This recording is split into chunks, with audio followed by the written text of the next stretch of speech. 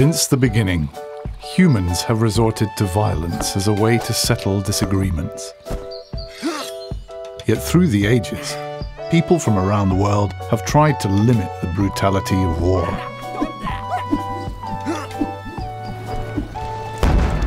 It was this humanitarian spirit that led to the first Geneva Convention of 1864 and to the birth of modern international humanitarian law.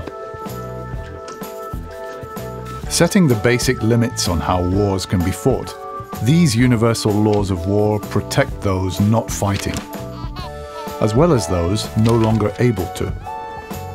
To do this, a distinction must always be made between who or what may be attacked and who or what must be spared and protected.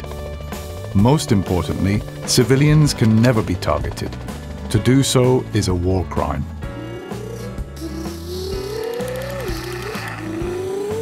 When they drove into our village, they shouted that they were going to kill everyone. I was so scared. I ran to hide in the bush. I heard my mother screaming. I thought I would never see her again.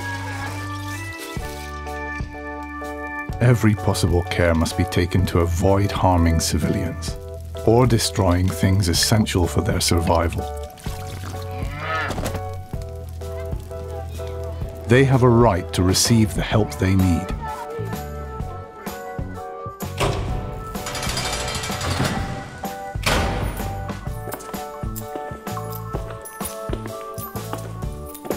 The conditions prisoners lived in never used to bother me.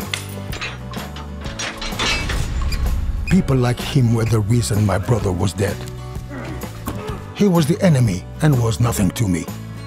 But then I realized that behind bars, he was out of action and no longer a threat to me and my family. The laws of war prohibit torture and other ill treatment of detainees, whatever their past. They must be given food and water and allowed to communicate with loved ones. This preserves their dignity and keeps them alive.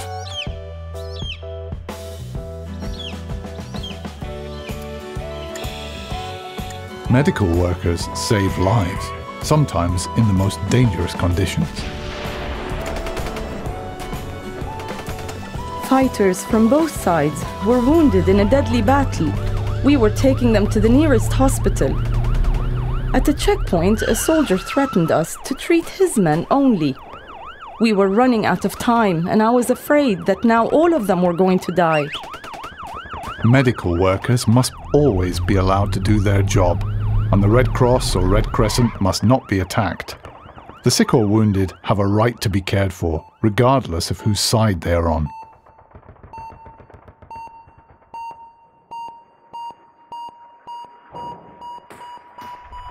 Advances in weapons technology have meant that the rules of war have also had to adapt. Because some weapons and methods of warfare don't distinguish between fighters and civilians, limits on their use have been agreed.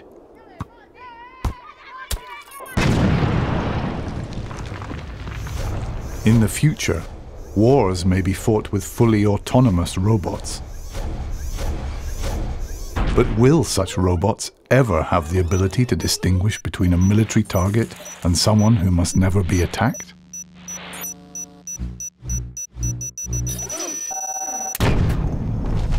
No matter how sophisticated weapons become, it is essential that they are in line with the rules of war. International humanitarian law is all about making choices that preserve a minimum of human dignity in times of war and make sure that living together again is possible once the last bullet has been shot.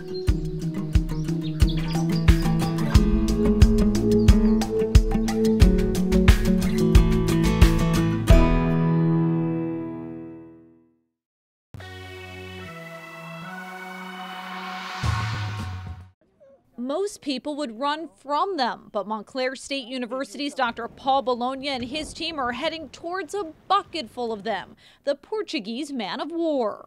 Portuguese man-of-war is a group referred to as a cnidarian. So in the cnidarians are true jellyfish, things like corals, sea anemones, and then things like siphonophores, which are a Portuguese man-of-war. One of the major characteristics is they all possess stinging cells. And so that's why we think about sort of Portuguese man-of-war. We tend to kind of clump them with sort of true jellyfish, even though that's not really what they are. On this day, Dr. Bologna is picking up 5 man-of-wars caught by the Harvey Cedars Beach Patrol in one morning, plus another 2 from the day before. Captain Randy Townsend says his lifeguards have found about 15 since mid-June. Have you seen anything like this before? No, never before. There's a handful of species that can be really, really toxic.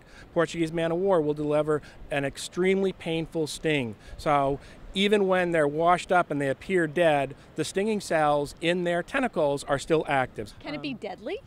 If there are reports of people actually dying from them. In general, these are cases of sort of severe stings. Of course, I think we should be cautious, but I still feel as though I want to enjoy the beach. Man-of-war sightings have been reported along the Jersey Shore this season. They typically live in the open ocean. This is definitely not the norm for Jersey in summertime. These are sort of tropical species, and so when the Gulf Stream is coming north, it's transporting all of these guys offshore. If you get the right set of wind conditions and the right side of tide, and the Gulf Stream is very close, they're going to get blown in. Dr. Bologna and his research team have been collecting siphonophores from beach patrols this summer. They cut pieces of the tentacles and other parts of the body to study their DNA. Portuguese man-of-war is a colonial organism. It's a whole lot of clones of the same individual that make up the whole unit. The Portuguese man-of-war drifts on the surface of the water with this balloon-like float. Dr. Bologna says the tentacles can reach up to 100 feet long out in the open ocean, but as it gets closer to shore, the surf and waves start tearing the tentacles apart. Even this tiny tentacle stings. Since he'll be working with them so closely this summer, Dr. Bologna decided to find out what it feels like. It hurt, not the worst that I had, but I also was much more careful this time. The professor doesn't recommend beachgoers repeat that experience, so Harvey Cedars Beach Patrol is keeping a lookout for the man-of-wars. We're very well informed at this point what they look like, the potential hazards they are to the public. You know, we're transferring that information to the public via social media and our information boards on the back of our lifeguard stands on a daily basis. The Montclair State University research team says they'll try to continue to pick up the Portuguese man-of-wars as beach patrols spot them along the coast. On Long Beach Island, I'm Lauren Wanko, NJTV News.